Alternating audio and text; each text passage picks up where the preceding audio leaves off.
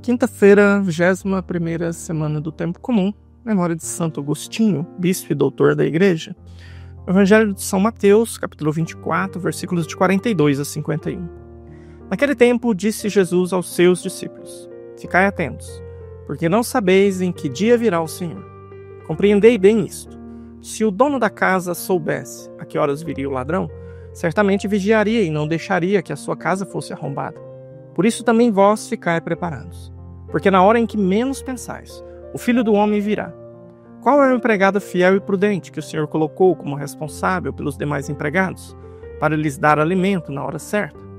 Feliz o empregado cujo Senhor o encontrará agindo assim quando voltar. Em verdade vos digo, ele lhe confiará a administração de todos os seus bens.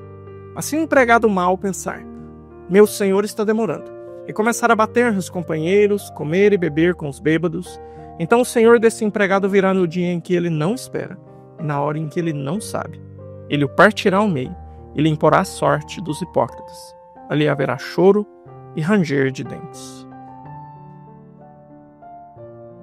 Mas, irmãos e irmãs, chegamos então na parte do Evangelho de São Mateus, onde Jesus vai começar com essa fala um pouco mais escatológica, né?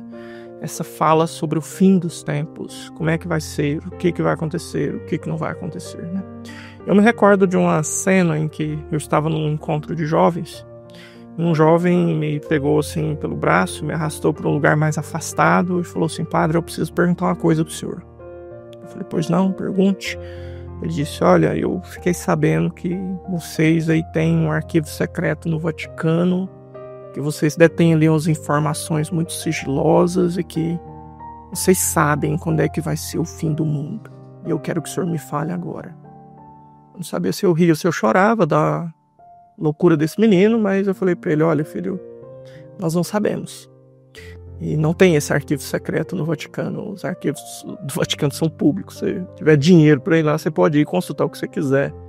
E muita gente doida foi lá e depois de consultar saiu um pouquinho menos doido. Mas não interessa. Essa resposta é inútil. E é uma pergunta inútil, né?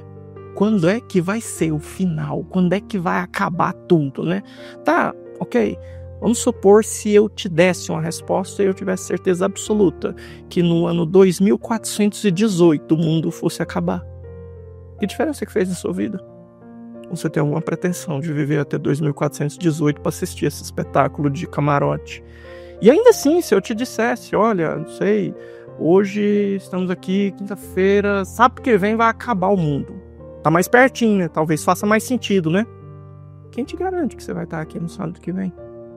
Quem te garante que você pode esperar até lá para mudar a sua vida, né? Por isso que nesse discurso, então, Jesus começa preparando os discípulos para eles entenderem que tem coisas que são importantes. Tem coisas que não são. Então, não sabemos. E é bom não sabermos. Porque o importante não é saber o quando, é estar preparado agora. Então, por isso que Jesus veio falando esses evangelhos que ouvimos durante a semana, os ais, né? Então, ai de vós que se comportais assim, que fazeis isso, que fazeis aquilo outro. Então, Jesus estava preparando eles para entender que, olha, quando chegar, você tem que estar preparado. E não é uma questão de quando o mundo vai acabar, é uma questão de quando eu vou me encontrar com Jesus. Porque, meu amigo, todo mundo que partiu dessa com melhor antes de você, já encontrou com ele, já passou pelo seu juízo particular. Então, e aí? De que adianta eles saberem quando seria o fim dos tempos, né? Então, por isso, hoje, nesse evangelho, é um Jesus assim nos dizendo: olha, tem muitas coisas que a Sagrada Escritura te diz, mas tem muitas coisas que a Sagrada Escritura não te diz. E se você ficar preocupado com o que ela não te diz, você vai deixar de dar atenção para o que ela te diz. E não sabendo o que ela te diz, mesmo que você soubesse o que ela não te diz, não vai fazer diferença nenhuma na sua vida, entendeu aí o esquema? Se não, volta o vídeo e depois assiste de novo. Mas é importante, então, a gente guardar essa certeza, né? Hoje, agora, é o tempo da minha conversão. Hoje, agora, eu preciso fazer o que tem que ser feito. Quanto tempo temos, né? Então, não adianta olhar para o relógio e procurar essa resposta, porque a resposta para a nossa conversão é sempre a mesma. Não temos muito tempo, né? Temos o agora. Então, peça a Deus essa graça, que a vergonha na sua cara, passa um óleo de peroba, busca a sua conversão logo e faz isso com urgência, porque nós não sabemos quanto tempo temos, né? Então, Deus já me deu a graça aí de 47 anos, e em 47 anos eu acho que eu ainda não cheguei onde eu tinha que chegar. Não sei quantos anos você já tem nas suas costas, não sei quantas quaresmas você já teve, não sei quantas missas você já participou, mas se ainda temos tempo, sinal de que ainda não estamos prontos e que precisamos fazer mais. Então façamos e sejamos agora, para que no momento em que estivermos face a face com Deus, não seja para nós um momento de tormenta, de desespero, mas seja sim um momento mais feliz da nossa vida. Deus te abençoe. Em nome do Pai, do Filho e do Espírito Santo. Amém.